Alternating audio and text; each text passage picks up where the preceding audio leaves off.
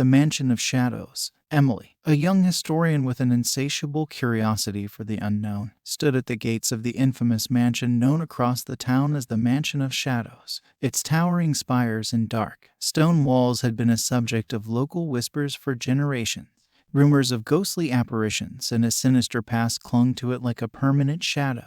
Today, Emily decided she would uncover the truth that lurked within those ancient walls. With each step towards the mansion, her heart pounded louder, echoing the haunting silence that surrounded the place. The air was thick with a sense of foreboding, yet her thirst for knowledge pushed her forward. As she entered, the grandeur of the mansion was overwhelming. The Gothic architecture spoke volumes of its centuries-old history. Dusty portraits lined the walls, their eyes seemingly following her every move. It was as if the mansion itself was alive, breathing a cold, eerie air. Emily's exploration led her to a grand library, where books covered in layers of dust whispered secrets of the past. It was here that she first felt she was not alone. A figure moved in the shadows, its presence sending a chill down her spine. "Who's there?" she called out, her voice quivering slightly. "Welcome to my home," came a deep, resonant voice from the shadows. Out stepped Sir Edgar, a figure as ancient as the mansion itself. His pale skin and sharp features were a stark contrast to the dark room. Emily's instincts screamed for her to run, but her curiosity rooted her to the spot. "I am Sir Edgar," he said, his eyes locking onto hers. "You seek the secrets of this place." Emily nodded, unable to find her voice. Sir Edgar's gaze was hypnotizing, and a part of her wanted to dive into the depths of his ancient knowledge. "Then follow me," he said, turning towards a hidden passage behind a bookshelf. As they ventured deeper into the mansion, Emily saw things that defied explanation. Rooms that seemed to twist reality, ghostly figures that whispered lost tales, and artifacts that held untold power. But nothing prepared her for the truth about Sir Edgar. In a dimly lit chamber, adorned with relics from a bygone era, Sir Edgar turned to her. "I am not just the keeper of this mansion's history," he confessed. His eyes glowed a faint red, and his true nature was revealed. He was a vampire, centuries old, bound to the mansion and its dark legacy. Emily's heart raced with fear and fascination. The line between myth and reality blurred before her eyes. "You see, this mansion is more than just a building," Sir Edgar continued. "It is a vault of the supernatural, a gateway to truths humanity is not ready to face." Emily realized she was in the presence of a being both terrifying and tragic. Sir Edgar, once a nobleman, had been cursed with vampirism, bound to the mansion for eternity. His loneliness echoed in the hollow halls. "But why show me this?" Emily asked, her voice barely above a whisper. "Because, young historian, your curiosity mirrors my own," he said. "In you, I see a chance to share my story, to let the world know the truth hidden behind these walls." Emily knew she stood at a crossroads of a great discovery, but with it came a great risk. Sir Edgar, despite his initially sinister aura, had shown her a world beyond her wildest dreams. Yet it was a world filled with dangers untold. The mansion, with all its shadows and secrets, was a testament to the unknown. Emily understood that some mysteries were meant to be kept, their truths too heavy for the light of day.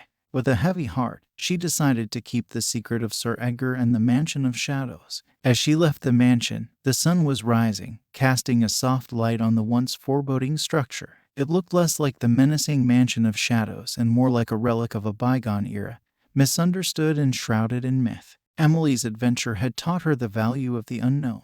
Some secrets were better left in the shadows, their stories whispered only in the hushed tones of history. The Mansion of Shadows, with all its eerie allure, would remain a legend, its true story known only to Emily and the ageless eyes of Sir Edgar. And so, the mansion stood, a silent sentinel guarding the thin line between the real and the unreal, waiting for the next curious soul brave enough to uncover its enigmatic past.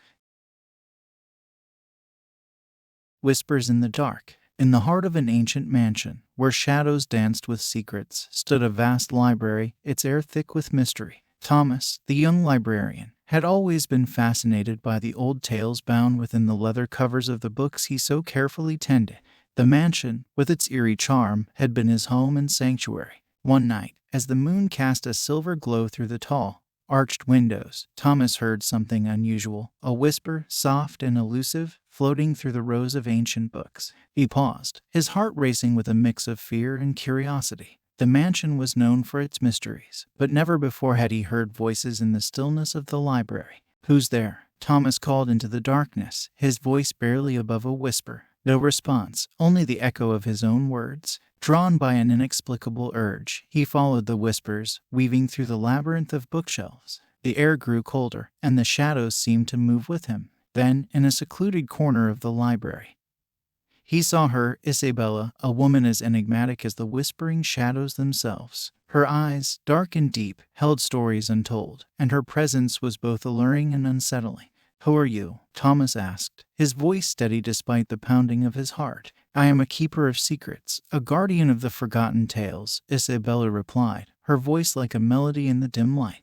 Thomas was captivated. Night after night, he returned to the library, each time finding Isabella among the whispering books. She told him tales of the vampire world, of creatures that lurked in the night, and of ancient lore that blurred the lines between reality and myth. Thomas, with his thirst for knowledge, hung on her every word. Their meetings, shrouded in secrecy, turned into a forbidden romance. Isabella, with her vampiric nature, opened a world to Thomas that was both terrifying and fascinating. He saw in her a kindred spirit, someone who understood the allure of the unknown. But as their bond deepened, so did the danger. Thomas began to notice changes within himself. A newfound strength, a sensitivity to light, and a thirst that water could not quench. Isabella, seeing the transformation, revealed the truth. Her tales were more than stories. They were a reality she was part of, and now, so was Thomas. The revelation shook Thomas to his core. The library, once a place of solace, became a prison of shadows. He was torn between the life he had known and the dark allure of the vampire world. The whispers in the dark, once a source of intrigue, now echoed with a sinister tone. One fateful night, as the moon hung low, casting a haunting glow over the mansion, Thomas made his choice. He confronted Isabella, his heart heavy with a mix of love and betrayal. "Why did you do this to me?" he demanded, his voice echoing in the cavernous library. Isabella's eyes, filled with centuries of sorrow, met his. "I saw in you a soul that yearned for the unknown, for the secrets that lie in the shadows. I wanted to share my world with you, but I see now the price was too high." Thomas, caught in the web of his own curiosity, realized the truth in her words. His desire for knowledge had led him to this moment, to a fate he could not have imagined. The power of forbidden knowledge, the lure of the unknown, had been his downfall. In a final act of defiance against the darkness that threatened to consume him, Thomas made a decision. He would leave the mansion, leave the whispering shadows and the tales of the night. Isabella, with a tearful goodbye, vanished into the darkness, leaving Thomas alone with the echoes of their time together. As dawn broke, Thomas stepped out of the mansion, the first rays of the sun warming his skin. He looked back at the towering structure, its windows reflecting the morning light. The library, with its enchanted books and secrets, remained a place of mystery, but Thomas knew his path lay elsewhere. With each step away from the mansion of shadows, the whispers faded, becoming a distant memory. Thomas carried with him the lessons of the night, the beauty and danger of the unknown, the allure of forbidden knowledge, and the cost of a curiosity that knew no bounds. And so, the library stood silent, waiting for the next curious soul to uncover its mysteries, to hear the whispers in the dark. The Crimson Feast. Under the glow of a full moon, the grand ballroom of the ancient mansion was alive with the sounds of a lavish celebration. The room sparkled with the light of crystal chandeliers, and the air was perfumed with the scent of exotic flowers. Sarah, an unsuspecting guest, marveled at the opulence as she stepped into the ballroom.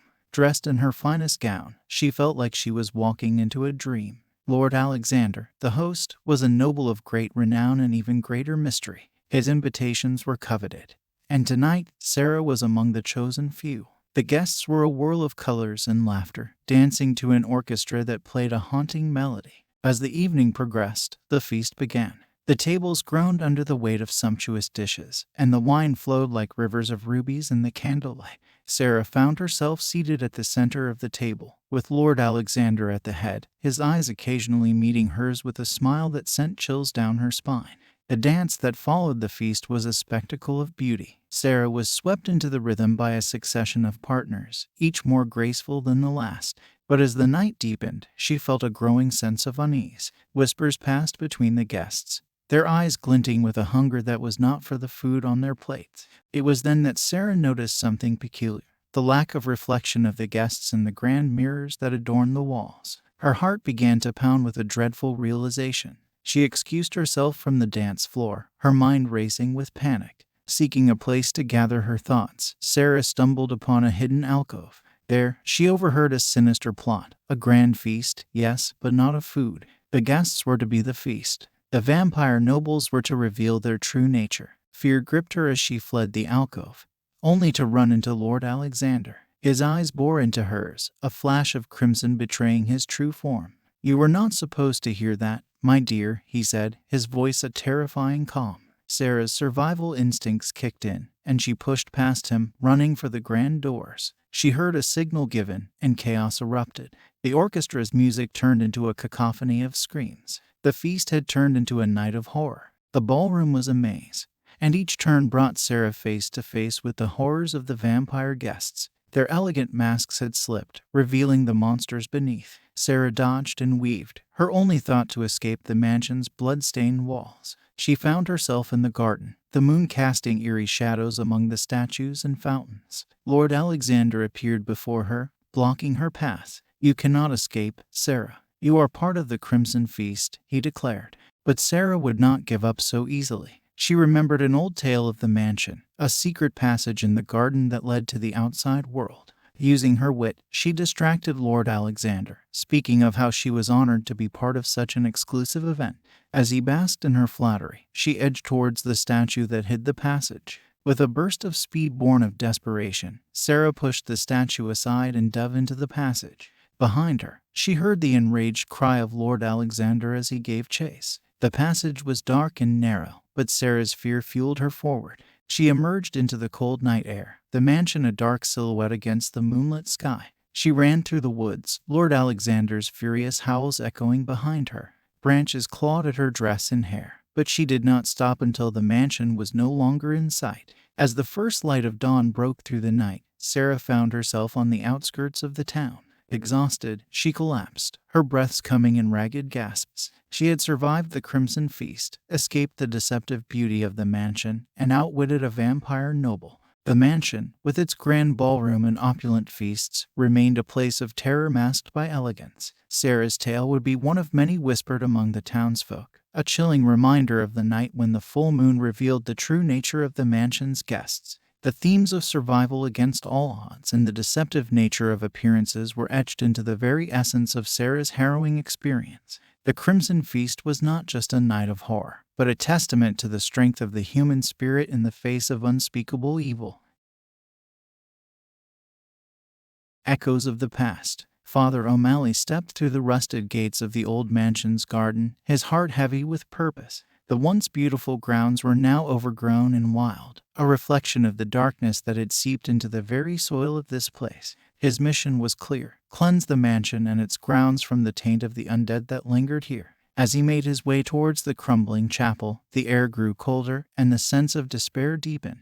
The chapel, with its broken windows and faded cross, stood as a silent witness to the horrors that had unfolded within the mansion's walls. Inside the chapel, Father O'Malley set up his relics, each imbued with holy power. He began his prayers, the words echoing through the empty space. But as he chanted, a shadow moved in the darkness, a figure, frail and forlorn, emerging from the shadows. Lucia, with her pale skin and haunted eyes, was a vampire, but unlike any he had encountered before. Her voice was soft, filled with sorrow and regret. "I seek redemption," she whispered, her voice barely audible. Father O'Malley was taken aback. Vampires were creatures of evil, soulless beings. Yet, here stood Lucia, a vampire pleading for salvation. His faith told him one thing, but his heart sensed another truth. Lucia recounted her tale, a story of a young woman taken by the night, transformed against her will into a creature of darkness. She spoke of the centuries of loneliness, the struggle against her nature, and her desire to end the curse that bound her to an eternal night. As she spoke, Father O'Malley saw visions of her past, the pain and despair that had been her constant companion. He realized that Lucia was not the enemy, she was a victim of a greater evil. Their conversation was cut short by the arrival of other vampires, drawn by the presence of the holy relics. A battle ensued, Father O'Malley using his skills and sacred items to fend off the undead attackers. Lucia, despite her nature, stood by his side, fighting against those she once called kin. The fight was fierce, and Father O'Malley witnessed the ferocity and anguish that tore through Lucia as she battled her own kind. It was a dance of light and darkness, a fight for redemption and survival. As the last of the vampires fell, Father O'Malley faced a moral dilemma. Lucia, the repentant vampire, stood before him, her fate in his hands. He could end her cursed existence, or he could offer her the mercy she sought. The chapel was silent, save for their labored breaths. Father O'Malley looked into Lucia's eyes, seeing the centuries of pain and longing reflected back at him. In that moment, he understood that good and evil were not always black and white. Sometimes, redemption was found in the gray. With a heavy heart, Father O'Malley made his choice. He extended his hand, not in violence, but in forgiveness. Lucia, tears streaming down her face, accepted his gesture, a symbol of the mercy she had longed for. Together, they prayed, and as the first light of dawn streamed through the broken windows of the chapel, something miraculous happened. Lucia's form began to shimmer, the curse that bound her lifting in the light of the new day. As the sun rose, Lucia's body crumbled to dust, her spirit finally free from the eternal night. Father O'Malley watched, a mix of sadness and relief in his heart. Lucia's last words echoed in the chapel, a whisper of gratitude. Father O'Malley left the mansion grounds, the echoes of the past lingering in his mind. He had come to cleanse the darkness, but had instead found a story of redemption and the complex coexistence of good and evil. The chapel stood silent, a testament to the battle fought and the mercy given. The mansion's garden, once a place of despair, now held a sense of peace. Lucia's spirit, free from the torment of centuries, whispered through the leaves, a reminder that even in the darkest of nights, there was always a chance for redemption. And so, the echoes of the past faded into the light of a new day, leaving behind a tale of sorrow, courage, and the eternal struggle between darkness and light. The unseen predator. Detective Ray, known for his skepticism and sharp wit, stood at the entrance of the underground tunnels beneath the old mansion. His latest case, a series of unexplained disappearances, had led him to this foreboding place. Ray flicked on his flashlight, the beam cutting through the thick darkness of the tunnel entrance. As he ventured deeper, the air grew musty, and the walls seemed to close in around him. Ray's instincts screamed at him to turn back, but his determination to solve the case pushed him forward.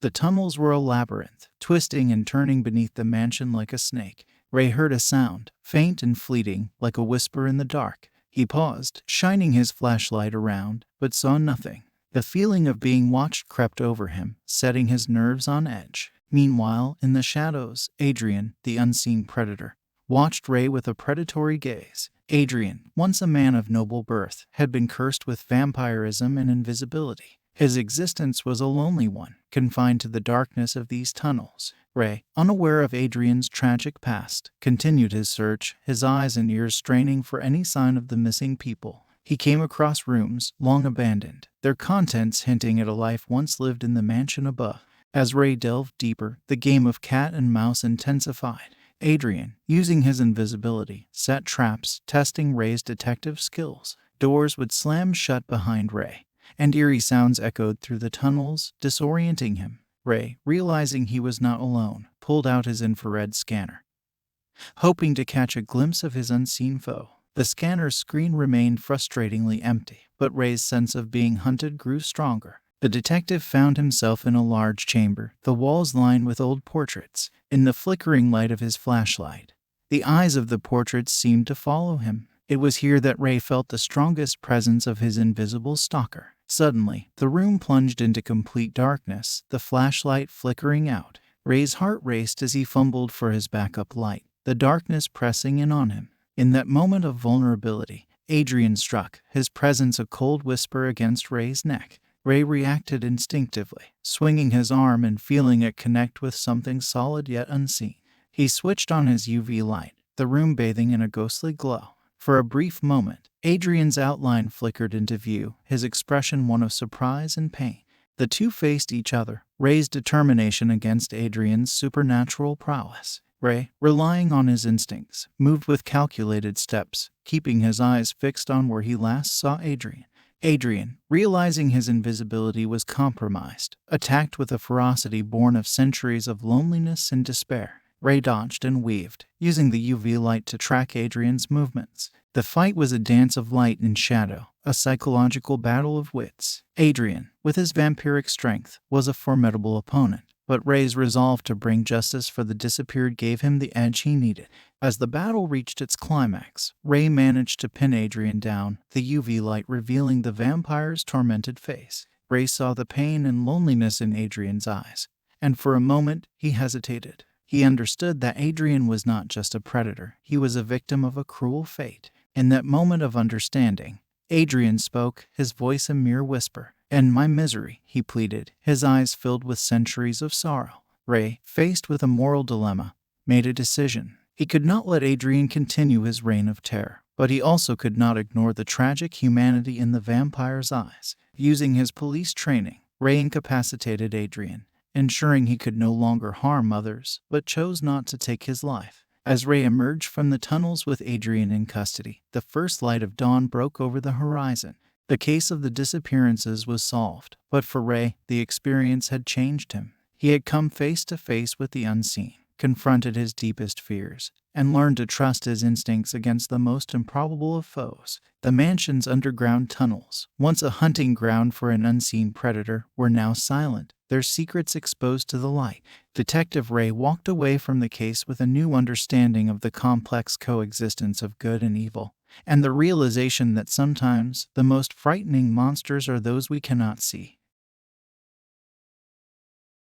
The Bloodline's Curse. Helena stood at the entrance of the ancestral portrait gallery in the old mansion, her heart pounding with a mix of fear and curiosity. She had grown up hearing tales of her family's dark legacy, but it was only now, as the last living descendant, that she dared to uncover the truth. The gallery was a long, dimly lit hall, its walls adorned with portraits of her ancestors. As Helena walked past them, she felt their painted eyes following her, as if they were alive. At the end of the gallery stood the portrait of Vincent, her most ancient ancestor, rumored to be the origin of the family's curse. Helena's gaze lingered on Vincent's portrait. He was depicted as a nobleman, with piercing eyes and a stern expression. There was something unsettling about the portrait, a sense of darkness that seemed to seep from the canvas. As night fell, the gallery grew colder, the air charged with a sense of impending doom. Helena lit a candle and began to examine the family tree, a massive document that traced her lineage back to Vincent.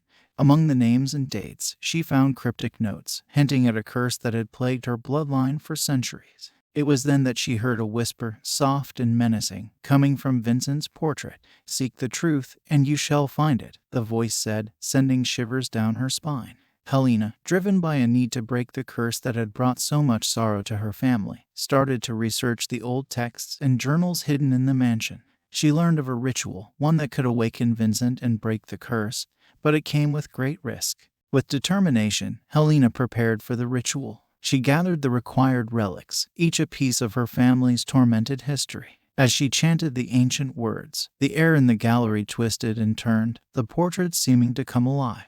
Then, with a burst of otherworldly energy, Vincent stepped out of his portrait. He was no longer just a painting, but a living, breathing being. His eyes, now more piercing than ever, fixed on Helena. "You have awakened me, child," Vincent said, his voice echoing through the gallery. "But do you understand the weight of what you seek?" Helena, facing her ancestor, felt a mix of fear and defiance. "I want to end the curse that has haunted our family," she declared. Vincent listened, his expression unreadable. He spoke of the curse, a punishment for a dark deed he had committed centuries ago. His vampirism, a secret kept hidden in the family, had brought untold suffering to his descendants. Helena realized the enormity of her task. To break the curse, she would have to face the very source of her family's darkness. Vincent, seeing the resolve in her eyes, agreed to help her, but warned of the consequences. The ritual to break the curse required a sacrifice, a willing acceptance of the family's fate. Together, they performed the ritual under the full moon. The gallery was filled with a supernatural light, the portraits seeming to whisper and moan as the ritual reached its climax. Helena felt a surge of energy coursing through her, a connection to her ancestors that was both powerful and terrifying. She understood then that the curse was not just a punishment, but a test of her strength and her willingness to accept her family's legacy. As the ritual concluded, a sense of peace descended upon the gallery. Vincent's form began to fade, his curse lifting as he whispered words of gratitude and farewell. Helena, left alone in the now silent gallery, felt the weight of her family's legacy. She had broken the curse, but at a cost. She now carried the knowledge of her family's dark past, a past that would forever be a part of her. The gallery, once a place of haunting whispers and dark secrets, now stood as a testament to Helena's courage and her struggle against fate. The portraits, including Vincent's, seemed to rest, their gazes no longer filled with the torment of the curse. Helena left the mansion, the first rays of dawn painting the sky with colors of hope. She carried with her the legacy of her family, a legacy that was no longer a curse, but a part of her identity. And so, the tale of the Bloodline's curse became a story of redemption, of facing one's destiny and emerging stronger. The mansion, with its portrait gallery and whispered secrets, stood as a reminder of the struggle against the darkness within, and the power of one person to change the course of their family's history. The Night's Embrace. Astrid, a young and passionate astronomer, had always been fascinated by the mysteries of the night sky. Her latest research had brought her to an old mansion with a secluded observatory, perfect for her study of the stars. The observatory, perched at the highest point of the mansion, offered an unobstructed view of the heavens. Each night, Astrid would climb the winding stairs to the observatory, her heart filled with anticipation. She would spend hours peering through the large, ancient telescope, her eyes dancing across the constellations and galaxies far beyond. One particular night, as Astrid adjusted the telescope, she felt a presence behind her. Startled, she turned to find a man watching her, his eyes reflecting the starlight. He introduced himself as Raphael, a resident of the mansion with a love for the stars as deep as hers. Raphael's knowledge of the cosmos was vast and poetic. He spoke of the stars with a passion that captivated Astrid. Night after night, they would meet in the observatory, their stargazing sessions turning into deep, philosophical discussions about the universe and its wonders. As their bond grew, Astrid found herself drawn to Raphael's enigmatic nature. He was a mystery she longed to unravel. It was during a conversation about the beauty of the night that Astrid noticed something peculiar about Raphael. He never appeared during the day, and his skin was cold to the touch. Her curiosity piqued. Astrid began to piece together the clues. She recalled the ancient folklore she had read about in the mansion's library, tales of creatures of the night who walked among the stars. The realization hit her: Raphael was a vampire. Confronted with the truth, Raphael did not deny it. He shared his story with Astrid, a tale of a life lived in the shadows, a creature of the night who found solace in the stars. Raphael's existence was a blend of darkness and beauty, a mirror of the night sky he so loved. Astrid was torn. Her scientific mind battled with her heart. Raphael, despite his vampiric nature, had shown her a world beyond her imagination.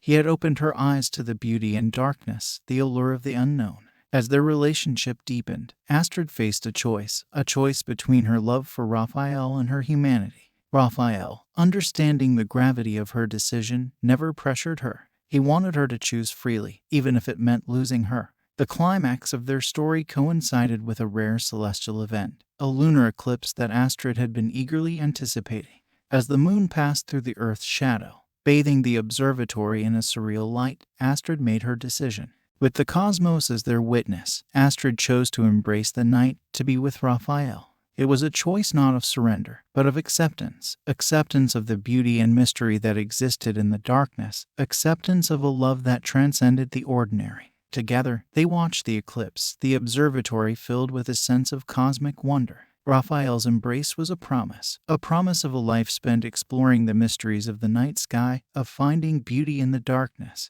And so, the observatory, once a place of solitary research, became a sanctuary for two souls united under the night's embrace. The mansion, with its ancient walls and starlit observatory, stood as a testament to their love, a love that found its home among the stars. The story of Astrid and Raphael became a legend in the annals of the mansion, a tale of the night's embrace, of the allure of the unknown, and of finding beauty in the most unexpected places. It was a story that would be whispered among the stars, a reminder that sometimes the greatest discoveries are found not in the light, but in the darkness.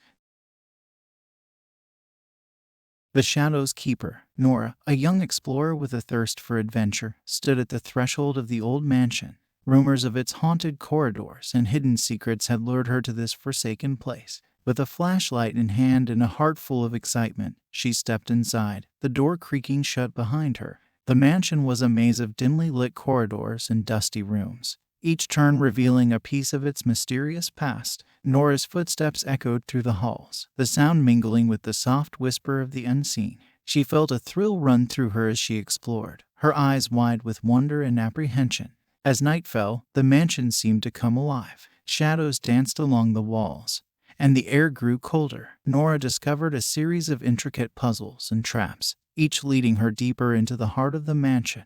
It was as if the house itself was testing her, challenging her bravery and wits. It was in a hidden chamber, behind a secret door, that Nora encountered Elias, the mansion's guardian spirit. He appeared before her as a shimmering apparition, his eyes holding centuries of sorrow and secrets. Elias spoke in a voice that echoed like a distant memory. "You tread on dangerous ground, young explorer." Nora, undaunted by his spectral form, asked about the mansion's secrets. Elias revealed that the mansion was a vault of supernatural power, a place where the veil between worlds was thin. He was its keeper, protecting a deadly secret, a powerful artifact that could unleash chaos if it fell into the wrong hands. As Nora conversed with Elias, she realized the mansion was more than a place of adventure. It was a battleground of supernatural forces. Elias, bound to the mansion, had spent centuries warding off those who sought to exploit its power. The night deepened, and the mansion's supernatural side revealed itself. Hostile spirits, once residents of the mansion, emerged from the shadows, their presence a testament to the artifact's corrupting influence. Nora found herself caught in a struggle far beyond her understanding.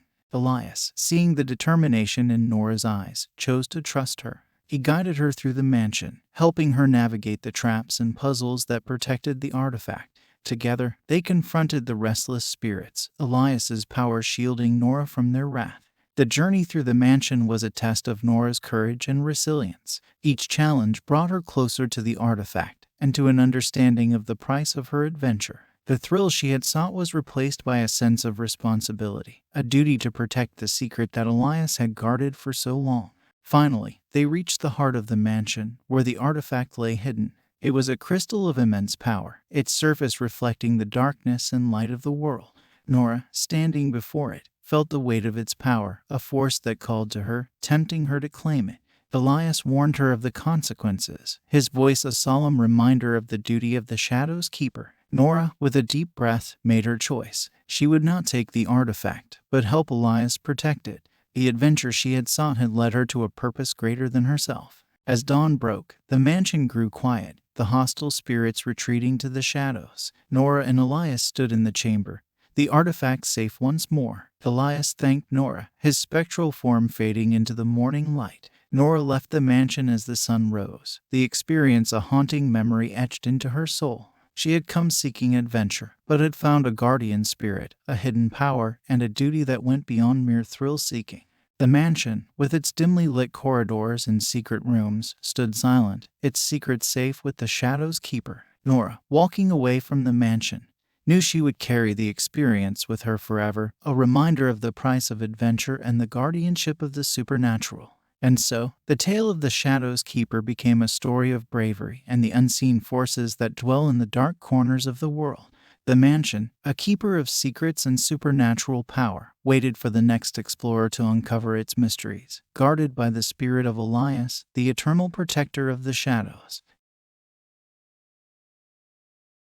The Forgotten One. In the heart of the ancient town stood a mansion, its walls holding secrets of a bygone era. Leo, a young historian with a passion for unraveling the past, stood at the entrance of the mansion's basement. He had heard tales of the extensive catacombs beneath the mansion, untouched by time and filled with history's whispers. As he descended the creaking staircase, Leo's flashlight cut through the darkness, revealing corridors lined with stone and age. The air was thick with the scent of damp earth and forgotten stories. The catacombs were a labyrinth, each turn beckoning Leo deeper into the heart of history. Amidst the eerie quiet, Leo came across ancient inscriptions on the walls. They spoke of a time when the mansion was a fortress against dark forces, and of a vampire named Cassandra, who had been trapped within these very walls. The inscriptions told a tale of sorrow and betrayal, of a creature cursed by immortality and forgotten by time. As Leo deciphered the inscriptions, he felt a presence watching him. From the shadows emerged Cassandra, her appearance untouched by the centuries of confinement. Her eyes, deep pools of eternal sadness, fixed upon Leo. Cassandra spoke in a voice that echoed with the weight of unspoken years. She told Leo of her past, of how she had been a noble woman, wronged and transformed into a vampire. She spoke of her struggles, her loneliness, and her yearning for liberation from the eternal darkness that bound her. Leo, moved by her story, resolved to help Cassandra. He studied the inscriptions further, learning of a ritual that could free her. But the ritual was fraught with danger, as it required disturbing the delicate balance of the past and the present. Despite the risks, Leo and Cassandra began their quest to perform the ritual. They gathered the ancient relics hidden within the catacombs, each a piece of Cassandra's past and the key to her liberation. As they worked, Leo felt a bond forming between them, a connection forged by shared compassion and understanding. The night of the ritual arrived, the catacombs shrouded in an otherworldly glow. Leo and Cassandra recited the ancient words, the air around them crackling with ancient power. The catacombs seemed to come alive, the walls whispering secrets of the past. As the ritual reached its climax, a surge of energy enveloped Cassandra. She trembled under the weight of centuries being lifted from her. But the ritual had consequences. Disturbing the past had awakened other spirits, bound to the catacombs, their restlessness fueled by the disruption. Leo and Cassandra found themselves surrounded by shadows, the unrested spirits of the past emerging from the walls. Leo, his heart pounding, stood protectively beside Cassandra, determined to see the ritual through. With a final effort, the power of the ritual broke the chains that bound Cassandra. A light enveloped her, and for a moment she was radiant, a being freed from the shackles of time. The spirits, their purpose served, faded back into the walls, their whispers quieting. Cassandra, now a mere mortal, looked at Leo with gratitude and newfound hope. The loneliness of her immortality was gone, replaced by the warmth of human connection.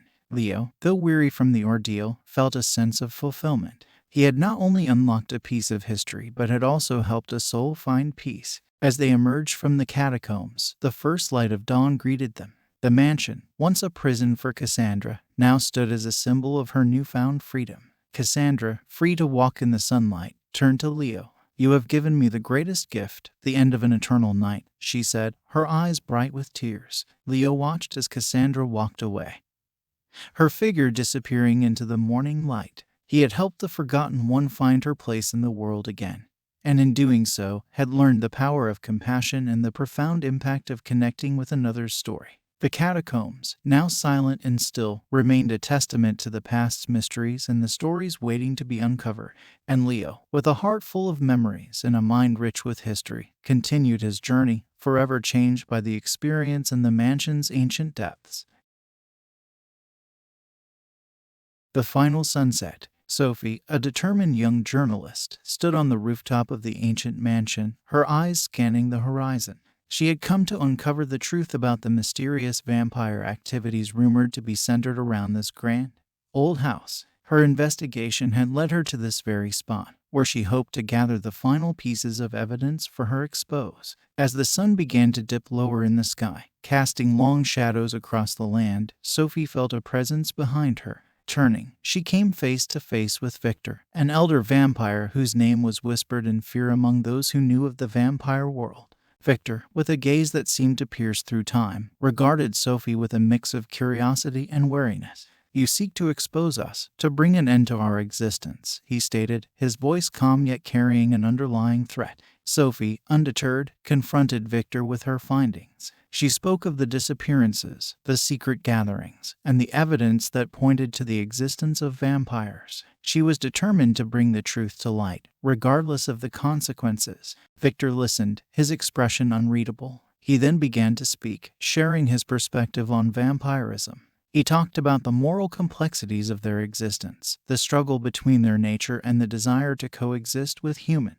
He spoke of the history of vampires, a history intertwined with humanity's own. The debate between Sophie and Victor was intense, each presenting their views on the nature of truth and survival. Sophie argued for the right of the public to know, to protect themselves. Victor countered with the argument for the survival of his kind, beings who were not all monsters as folklore would suggest. As the sun neared the horizon, Victor made a surprising proposal. He offered Sophie an exclusive look into the vampire world, a chance to understand their lives beyond the myths and fears. In return, he asked for time to prepare his kind for the changes that her expose would bring. Sophie faced a moral crisis of her own. Her journalistic instincts pushed her to reveal everything immediately, but Victor's words had sown a seed of doubt. Was she ready to alter the course of lives, both human and vampire, with her revelations? The decision weighed heavily on her as the final rays of the sun painted the sky in fiery hues. It was a sunset that symbolized the end of an era, a turning point in the history of vampires and humans alike. Sophie made her choice. She would delay her expose, giving Victor the time he asked for. In return, she would delve deeper into the vampire world, seeking to understand the beings she had once feared and sought to expose.